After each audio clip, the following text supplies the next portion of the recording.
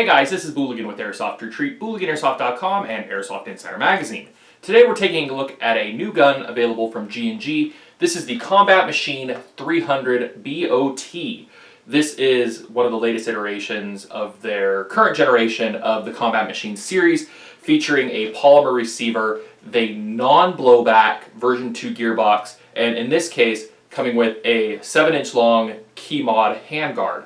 I was able to test fit a few of my real skill keymod accessories, not expecting them to fit. My understanding is that this was using a special airsoft spec, but the accessories that I mounted, a Strike Industries rail, the real Strike Industries, not the Madable Strike Industries, or Madable version of Strike Industries, and a Midwest Industries hand stop, they fit fine on there. So I'm not sure, but you may have variances between what keymod accessories fit on your 300 baht. Now, as you can see, this is a short replica, 7-inch front end, about a 7.5-inch barrel, and it is terminated in an orange plastic scar type flash hider. Underneath this are 14mm threads. In order to access it, it did require a little bit of muscle. There is a pin that's pressed in place that is not designed to come out easily, so I had to throw it on the drill press and drill out that pin, which chewed up the flash hider a little bit. But underneath, you have 14mm negative threads, very well cut threads actually, so you are easily able to install any sort of muzzle device that you would like. You have a faux gas system, so a little fake gas block, little fake gas tube, just a nice little addition to this, make it look a little bit more realistic. And the handguard is made of metal, is lightweight, is pretty comfortable to hold, and is on there rock solid. I'm really impressed with some of the latest rail systems from G&G. Moving back, you've got a full metal extended 450 round high cap magazine in traditional G&G fashion. You've got a standard motor grip with a ventilated base. Excuse me, it is actually not ventilated, it's a heat sink base. It's just one of those ones that kind of looks like it's ventilated, but it's just a heat sink. Big flat adjustable screw. You have a metal buffer tube, the traditional G&G buffer tube with the 2 slots in the side, and a crane style stock which acts as your battery compartment. Now, this gun is available as a full package priced around $228 at most airsoft retailers, including at my last check, Airsplat and Airsoft GI. So $228 gets you the gun, 1 magazine, and a 9.6 volt butterfly style battery and a smart charger. They actually included a rudimentary smart charger, so it'll cut off when it's done charging.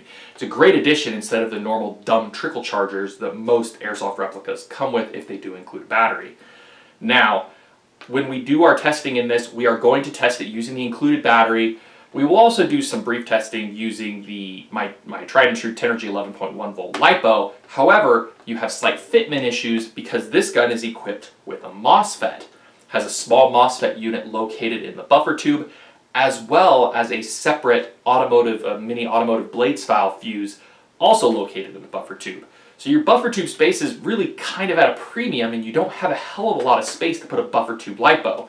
And these 2 tubes right here where you normally put your battery are just too small to fit my normal Tenergy 11.1 volt LiPo. So we'll do some of the testing using the included 9.6 volt. Performance-wise, the gun is shooting approximately 320 feet per second, and we're going to do a quick chrono test to show that. Rate of fire with the included battery, as you'll see, trigger response is pretty good.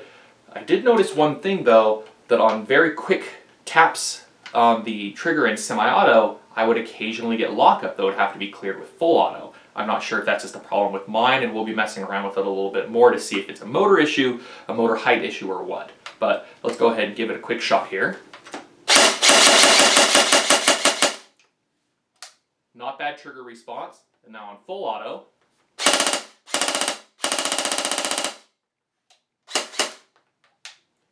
Again, not bad considering it's shooting with a 9.6 volt battery. Again, shooting around 320 feet per second. We'll chrono it. Some of the other things that this gun includes: a metal sling point for multiple sling mounting options, either left or right-handed. It works really well for single point slings. The rail has quick detach sling points and airsoft sling mounting points, the QD points, are always kind of hit or miss, so you never know if it's going to work or not.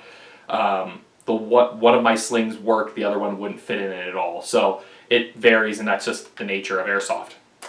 You've got very low profile flip up iron sights, which are G&G's own design, based on a couple of other sights that are out there, but they're actually very, very nice. The rear locks firmly in place. You've got adjustment for elevation that way, adjustment for windage.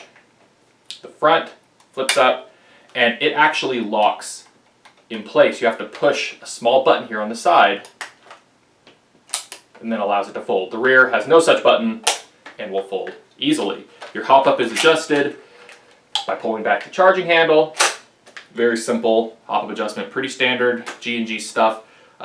Nothing terribly crazy here, but this is designed to be kind of an intermediate entry-level gun. Something a little bit better than their base Combat Machine series, and I'm happy to see it doesn't have stuff like the fixed front sight and all that.